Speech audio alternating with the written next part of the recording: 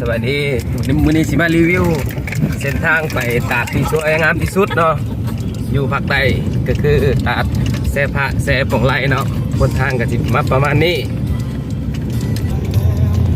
ทางไปกับส่วนไร่ก็สิมีแต่ผู้แต่พาเนาะคือว่ามีผู้มีพาตลอดเลยตลอดเส้นทางเลยแล้วตัวนี้ก็เป็นทางน้ำของเขื่อนเนาะเขื่อนยังวะเฮ้ยเขื่อนเซคามานสภาพบนทางก็ถือว่าบดีแต่ว่ากับบได้เลี้ยวไหลเท่าที่ควรเนาะรถพวกปิกอัพไปคือว่าสามารถไปได้แต่ว่าบางมองก็อาจจะมีคุมใหญ่แน่แต่ว่าก็สามารถไปได้เลยเอาตัวมีคนหลานนะมีทุกมันส่งมาบอกเจ้ามหอจุดนี้จะเป็นจุดหมู่บ้านที่ว่ารัฐบาลเพิ่นได้เฮ็ดให้เนาะประชาชนบางภาคส่วนได้เข้ามาอยู่แล้วประชาชนที่ได้รับผลกระทบจากภัยพิบัติน้ำท่วมของเขื่อนแต่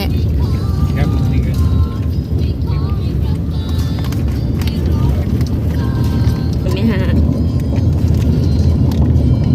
ป่าดงกระงาม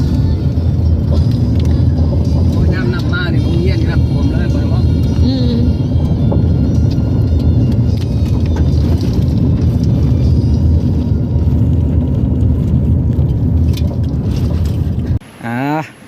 ตอนนี้กันรถเจออุปสรรคเนาะทางมีการฆ่าเกิดขึ้น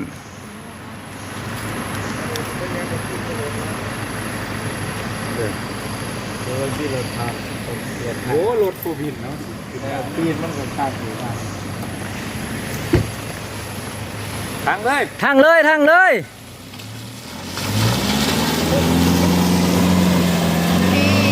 โอเค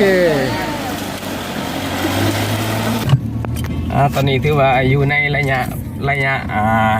เขาป่าเนาะระยะประมาณเพราะว่าก้อนเสียหอดตาดนี่พวกเขาต้องไปผ่านป่าตึบประมาณ 4-5 กิโลเมตรเนาะคือว่าตอนนี้ยังอยู่ในระยะช่วงป่าเนาะก้อนเสียหอดน้ำตกเนาะสบายดี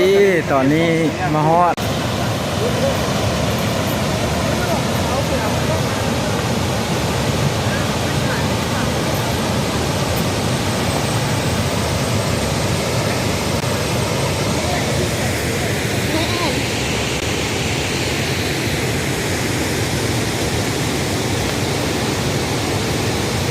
หนาว